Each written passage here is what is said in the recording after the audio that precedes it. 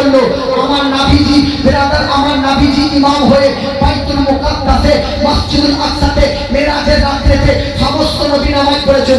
যারা জিন্দা ব্যক্তি তাদের জন্যই নামাজ হয়, মুর্দা ব্যক্তিদের জন্য নামাজ নয়। প্রত্যেকটা নবী সাইয়েদুল মসজিদুল আকসা বাইতুল মুকাদ্দাসে নামাজ পড়ে প্রমাণ করে দিয়েছে যে প্রত্যেকটা নবী জিন্দা।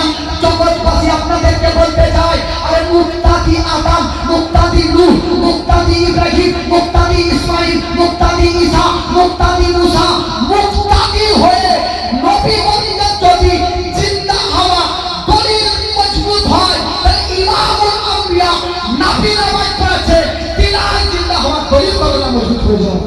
জোরে বলেন।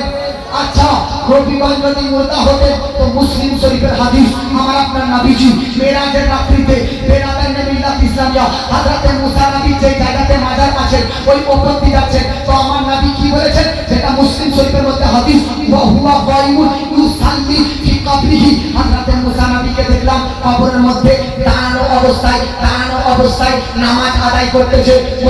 নবীগণ যদি মুর্দা হয়, নবীগণ যদি মৃত হয়, মুসা নবী নামাজ আদায় করলেন কিভাবে? আপনাদেরকে আরো দলিল দিন। মিশকাত শরীফের হাদিস, আইয়ামুল হুদার ঘটনা বলেন।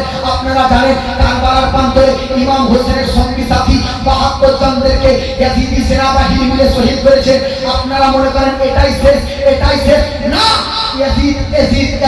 ইয়াজিদের সেনাবাহিনী কারবালার যুদ্ধ, কারবালার প্রান্তরে ইমাম হোসেনকে শহীদ করার পর চুপচাপ থাকেনি, বরং কারবালার যুদ্ধে ২ বছর পর, জোরের ২ বছর পর, ২ বছর পর ৬৩ হিজরিতে ৬১তে কারবালার যুদ্ধ আবার ২ বছর পর ৬৩ হিজরিতে ইয়াজিদ এলান করে মক্কা এবং মদিনার প্রতি যাও। দেখো মক্কার মানুষ, মদিনার মানুষ ইয়াজিদের কথা মানছে কি মানে না, ইয়াজিদের নাম চলছে কি চলে না।